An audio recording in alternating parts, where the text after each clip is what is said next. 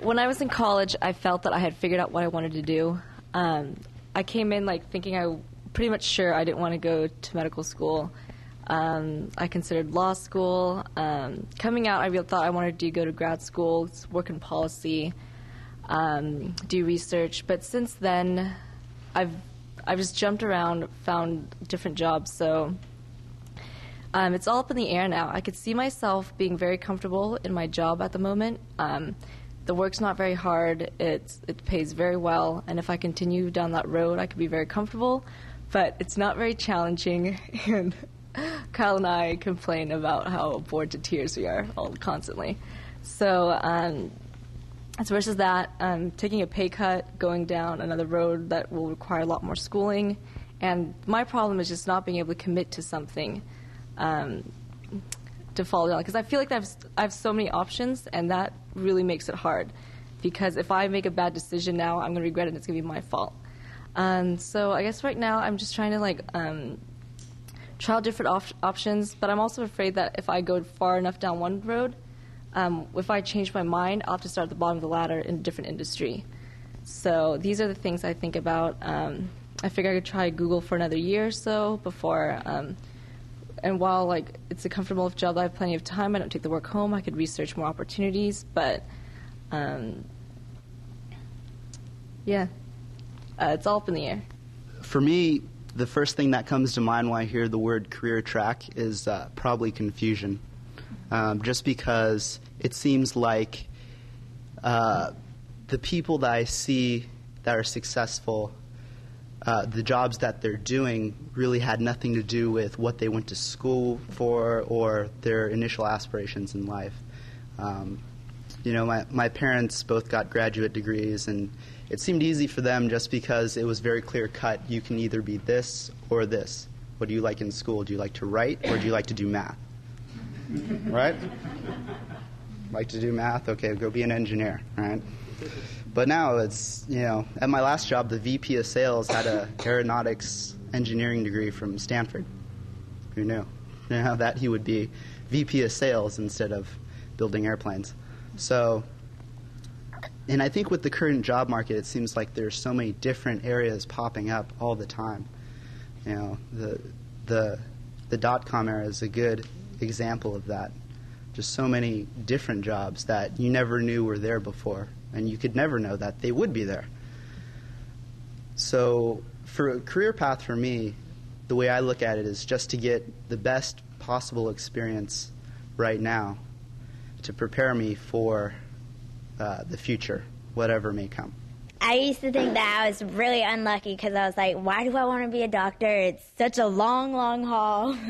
And now I'm kind of realizing that, wow, I'm actually really lucky to have that kind of structure and have a path to go on, because with medicine, it's just something that you're constantly challenging yourself with, and you're constantly learning new things, and that's what I want out of a career. And I think a lot of you guys and a lot of my friends from school, they don't really know. They want to challenge themselves, and they want to learn a lot throughout their career, but they just don't really know how to apply their education in a job setting. And I'm excited and really hope to continue this path, but for me, I just really want to have something where I'm giving back to the community and challenging myself and making a difference. I spoke to quite a few friends about the questions that we were given for this panel, and everyone I talked to anticipates that it's not like when you were little and what do you want to be when you grow up? Oh, well, I'm going to be a doctor, I'm going to be a firefighter. We all realize that we're going to be changing careers multiple times, and it's going to be sort of an experience that you keep building on. You go from one position and the next one, that experience helps shape you for your next position. And I really want to find work that doesn't just look good on paper.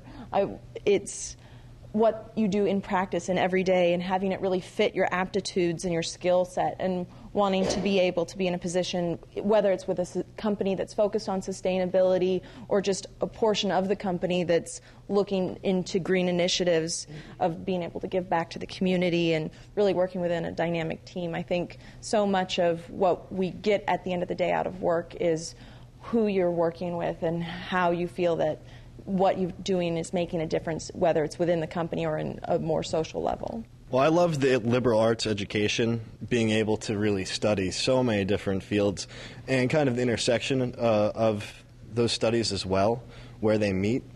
Although I value that education very strongly, it doesn't always provide you with a clear-cut career path. And so, I started off last year working in the arts.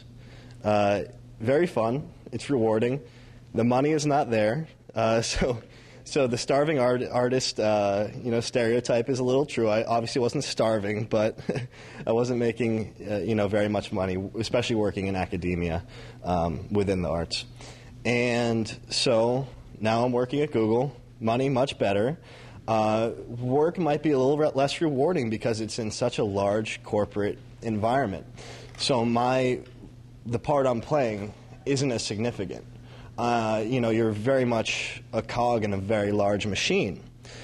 And so it can be a little dehumanizing at times. And so I'm kind of looking maybe to perhaps get away from that. And the hard part is I know what I want to do maybe 20 years from now, where I want to be. I know where I'm probably going to be 5 months from now. But anywhere in between there is kind of up in the air right now, and I don't think that's a bad way to be, leaving oneself open for opportunities that might come along. In this day and age, it really seems like people aren't going to be going to any one company and staying there for an extended period of time, perhaps 10 years, especially if it's not going to be something that's providing them with passion and really a reason for going to work. People are always going to be looking to upgrade because the job market is there. And so unless you're providing your employees with incentives for staying around, they're probably going to be moving pretty quickly with a kind of a pretty high changeover rate. At least that's the way I've seen with my friends. I'd like to end up being a professor. But until then, I'd like to be productive in the workforce. Being a professor, listen, I consider being a professor to be very productive, just not in the same way I was speaking of. I didn't mean it exactly like that. But to basically I've had many professors tell me that they're teaching about the real world without having actually ever really experienced it, staying in academia their whole life. And that's kind of what I was trying to avoid, is to get a good taste of the real world first.